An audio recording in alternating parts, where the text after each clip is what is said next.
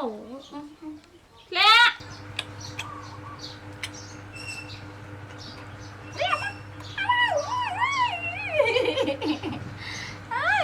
Coi, coi sần á.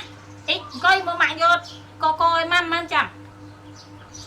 Coi sần này. Này. Cắn sân chẳng.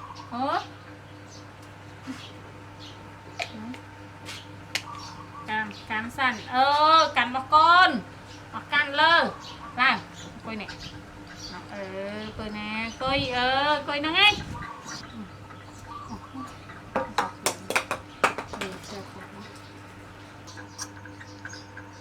Ui em đi. Tình nuông này. Tình nuông ngon.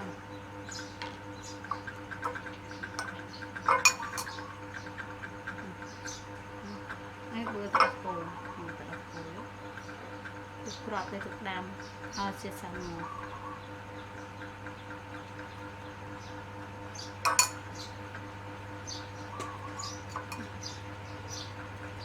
Thộp. Sao nào? Nó xiêm sao nào? Xiêm á?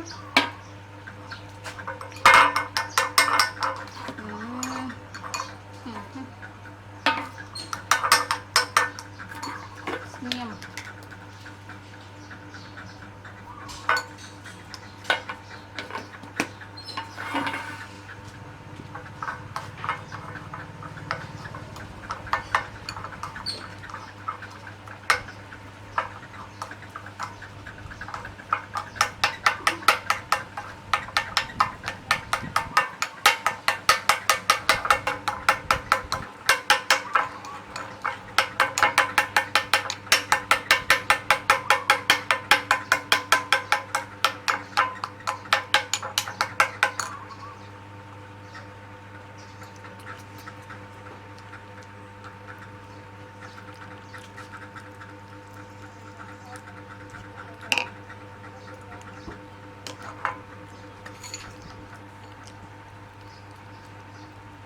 Xem hẳn bơ coi xem con coi xem sẵn đây hampa mồm tiết đây nô đó này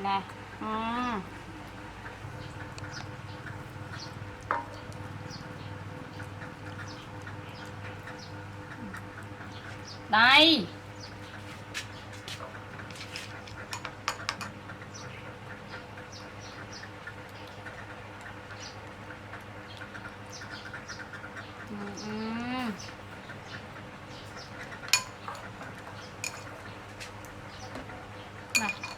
Pria mới bắt đây mà đánh chặt trẻ chặt chẳng hết con á thấy chặt nè hay đu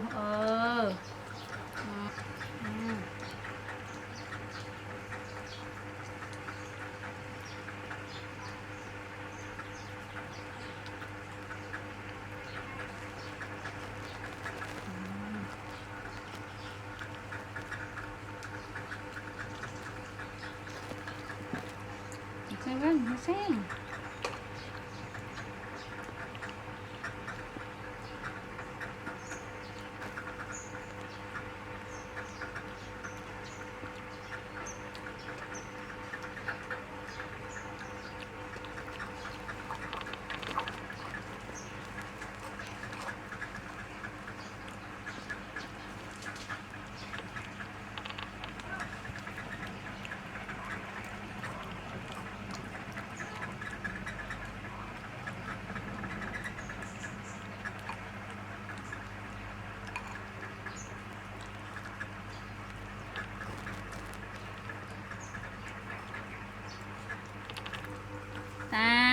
San ơi mấy con em tràn mấy con mà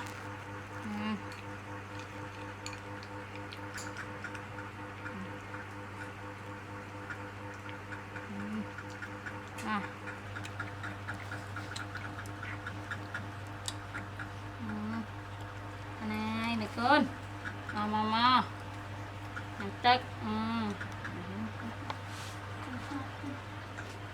mày con mày thôi San ơi chị Sam ôi ngồi với con Sam trai đang ngồi với đâu con Sam ơi Sam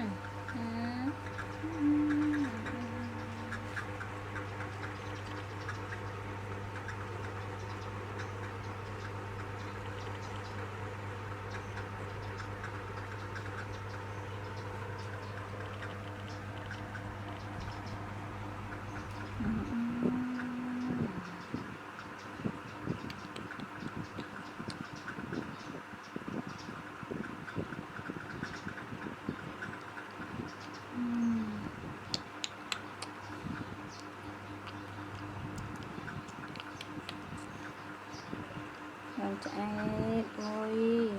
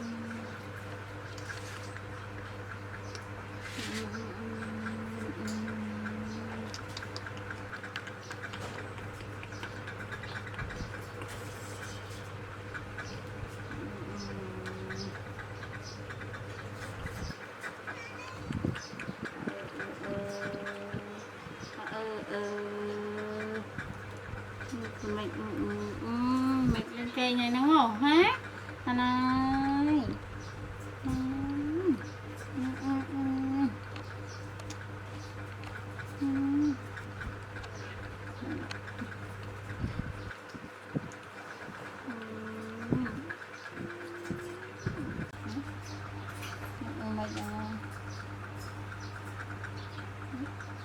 thấy chưa? Chào hai